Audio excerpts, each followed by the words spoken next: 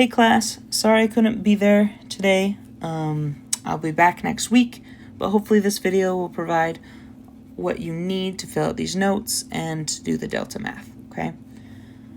So today we're going to be focusing on circles. The past couple classes we've been talking about functions and what we can do to functions. We can move them left, right, up, down. We can reflect them over the x and y axis, and we can dilate them, right? We can stretch them and compress them. We can do similar things with circles. It just looks a little different, okay?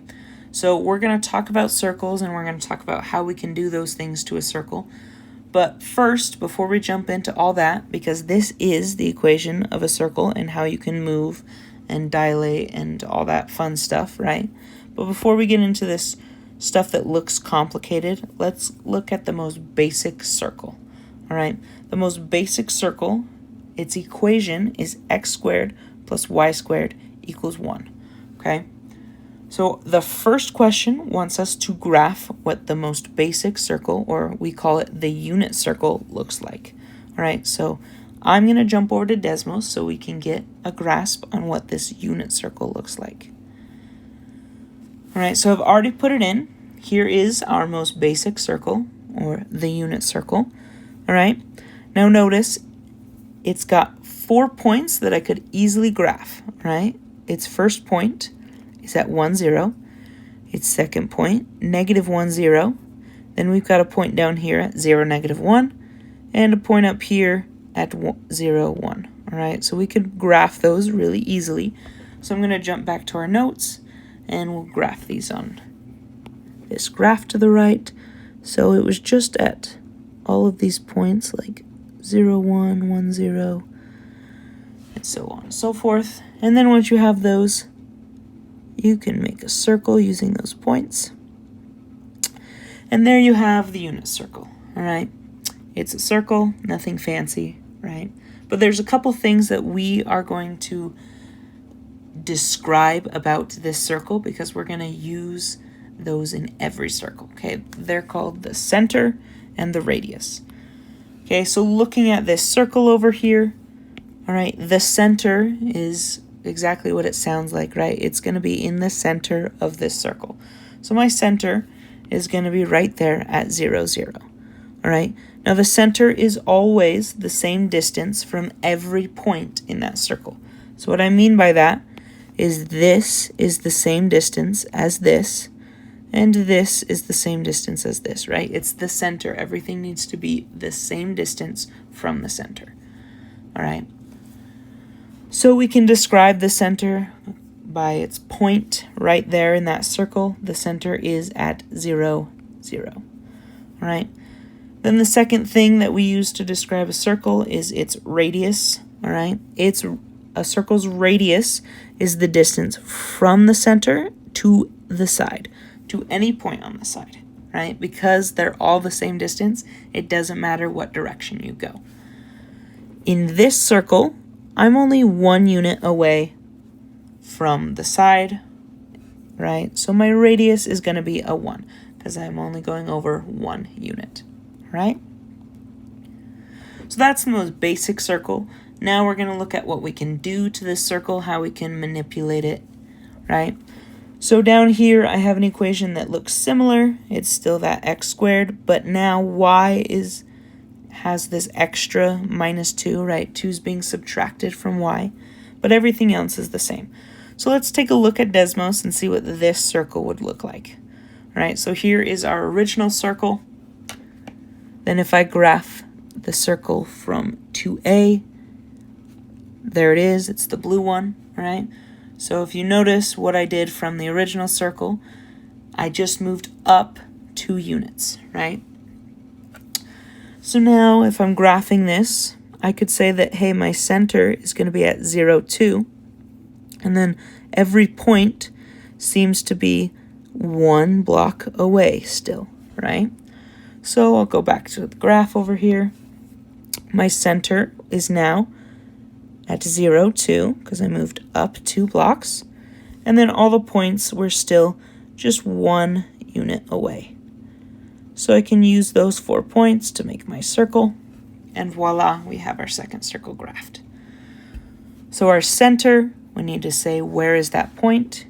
It's right here at 0, 2, right? Then our radius, okay, our radius is just, again, 1 block in any direction. So our radius is just 1. So not too bad, right? Just shifting it up 2. Now on to B, this equation, we have two things happening, right? We have a 1 being subtracted from x and a 3 being added to y. All right.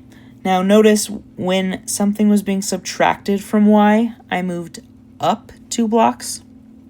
So my guess here is when something's being added to y, I'm probably going to move it down 3 blocks. Okay? And then with this 1 being subtracted with x, if I'm thinking about my functions that we did previously, when I was subtracting something from x, that typically moved me to the right. So let's see if that's what's going to happen. We're going to jump back into Desmos. Here is my original circle, right? And we're going to see what happens when I plot this third equation down. Okay, there it is. Now if you notice, if we're tracking our center, it started at 0, 0. It moved to the right once, and then it moved down 3 blocks, right? So that's pretty much what we guessed, right? But our new center is going to be at 1, -3. And all of its outside, I don't know what to call them, outside points are still just 1 block away from the center, okay?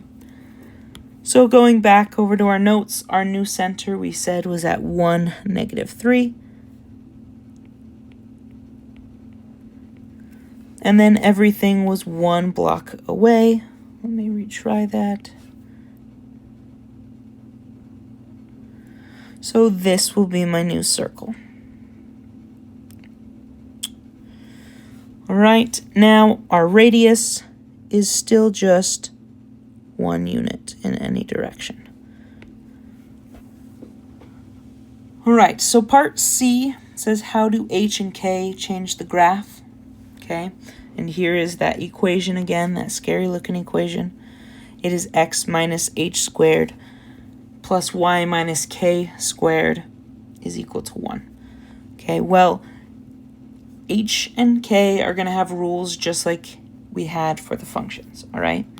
If you have a negative h, something being subtracted from x, it is going to move your graph to the right. It's going to shift right, all right? If you have a positive h, something being added to x, then it is going to shift your graph to the left. And if you have a negative k, something that is being subtracted from y, it is going to shift your graph up. And if you have a positive k, it is going to shift your graph down. All right, so these are similar to what we had in functions, but the k's do change a little bit, so it is a little different from functions. All right, but very similar. Okay, so now we're going to take a look at what if this total number does not equal 1. So if you notice in all of the previous circles we graphed, it always equaled 1. But what if we change that number to like 4? Okay, well, let's go back into Desmos and see what this looks like. So here is our original circle, our unit circle, and I'm just going to change that 1 to a 4. Right, so here is my new circle. Now notice my center is still at 0, 0. That did not move. What did change is all of my points are now 2 units away from my center. All right, so I'll go back over here. I'll graph my center, which didn't change, right? It's still at 0, 0. That did not change. And then I'll graph all my new points. There's 2 points away in every direction.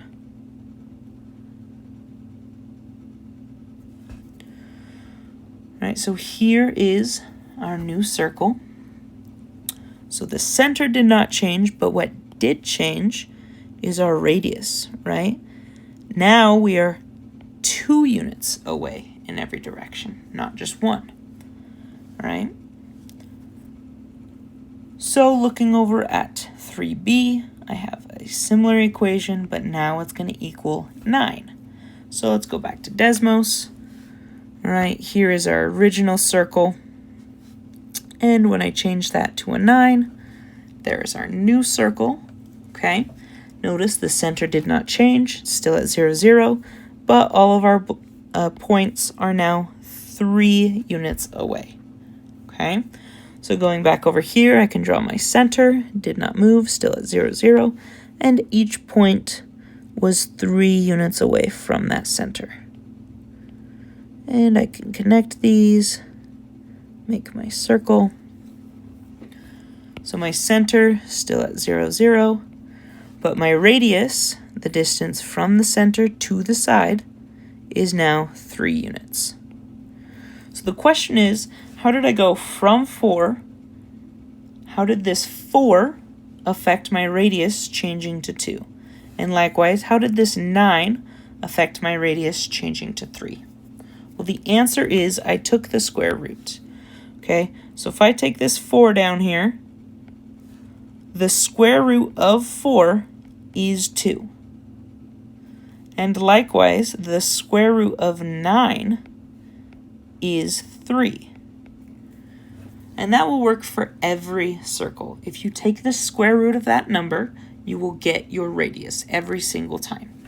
So down here on C, where it says, what effect does changing the total of the equation have on the graph? It changes its radius.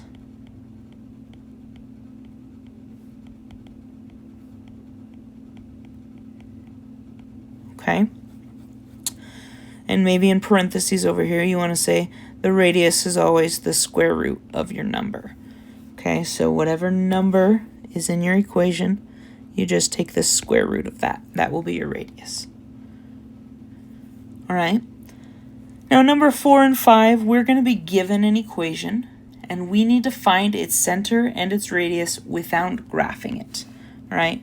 Now, this is pretty simple once you know the rule. So I'm going to jump down to 5, and we're going to talk about the rules. If I have an equation for a circle, like so, then I can always find a circle's center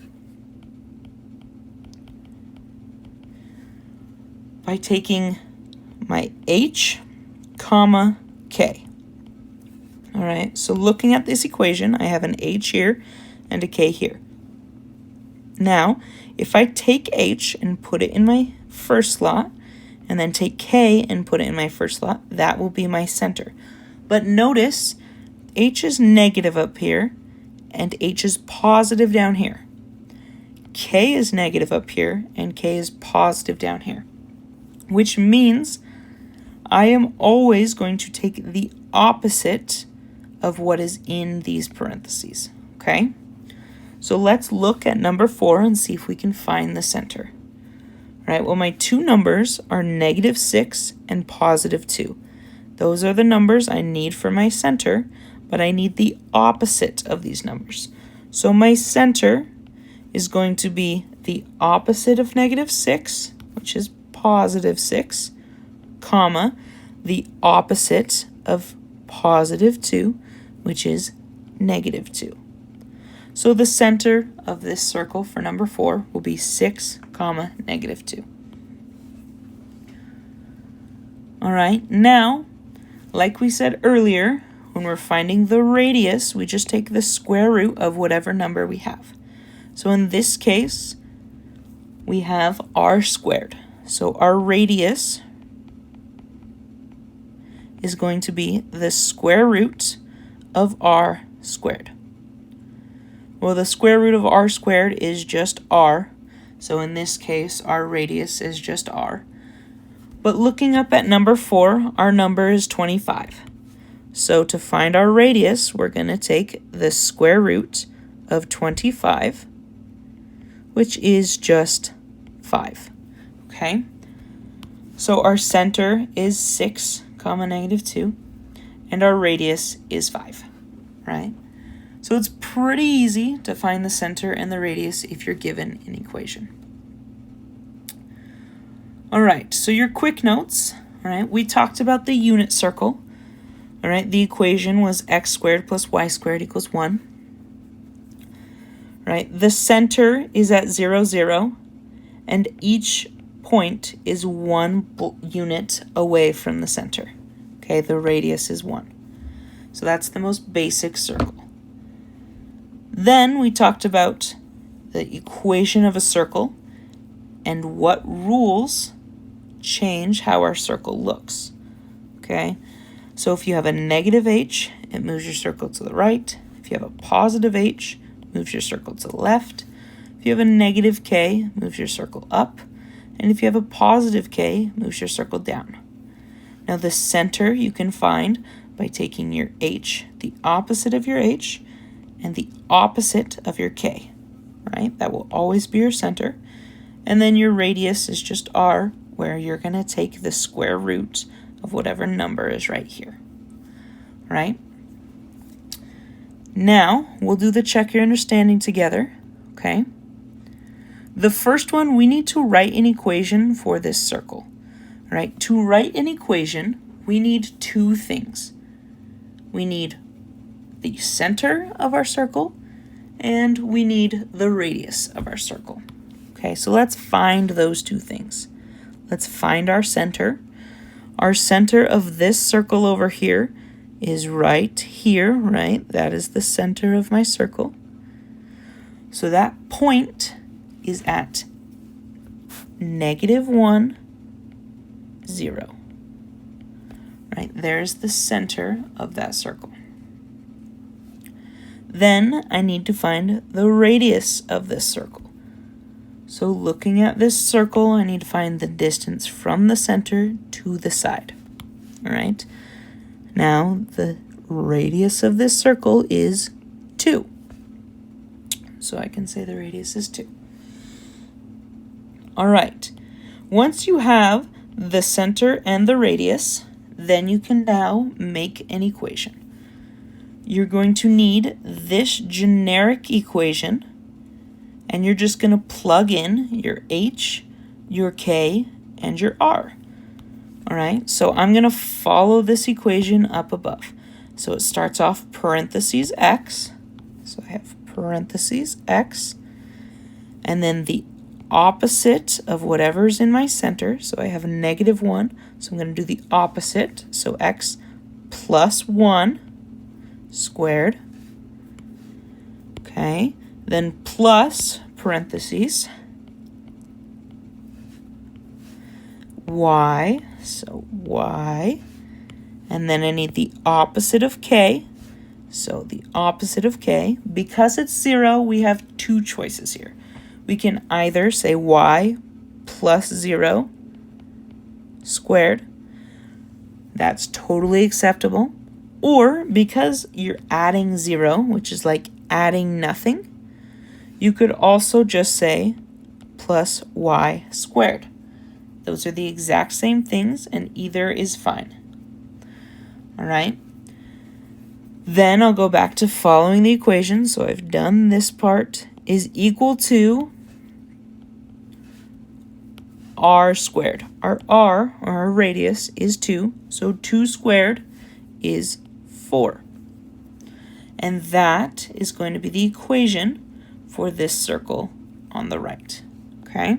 So you find your center, you find your radius, and then you just plug them into that equation. All right. Now in number 2, we need to write another equation, but this time it's going to give us our center and give us our radius. So it's actually easier because now we don't have to find those things, right? So again, we're just going to follow the generic equation. Let me write that down again so we have it. Whoops, x minus h squared plus y minus k squared is equal to r squared. Okay, so there's that generic equation. I'm just going to follow this, and I'm going to put in the opposites here. So x minus h is going to be x, and because this is a plus 3, it'll be x minus 3.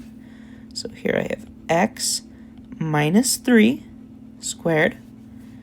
Still following this equation, plus y, and then this is a negative 4, so we'll do the opposite. Y plus 4 squared is equal to my radius squared. My radius is 6, so 6 squared is 36. And that is the equation for the circle with the center at 3, negative 4, and a radius of 6. Okay? Then number 3, we're given the equation of this circle, all right? And then it is being shifted to the right 3 and up 7, and the radius is being doubled. Okay, we need to find the new center and the new radius of this circle. Well, to do that, we first need to find the old center and the old radius. So let's do that. What is the old center? Well, let me put center here. The old center is at, okay, remember it's the opposite of this and the opposite of this. So the old center is at negative 4, comma 2. All right? And then the old radius, remember to find the radius, you take the square root of this. So the square root of 49 is 7. Okay. Now that we have the old center and the old radius, we can do these things over here. So we're being shifted to the right 3. All right, when I shift to the right 3, that affects my x values. So I'm going to add 3, because when I move to the right, it gets more positive to that x value. Okay, then I'm shifted up 7. When I shift up 7, it affects my y values. So I'm going to add 7 to my y values because that is the direction we're moving, right? Up 7. And then our radius is being doubled. So if you're doubling something, you're multiplying it by 2. All right? So now I'm just going to go through. Negative 4 plus 3 is going to be negative 1. And 2 plus 7 is 9. So my new center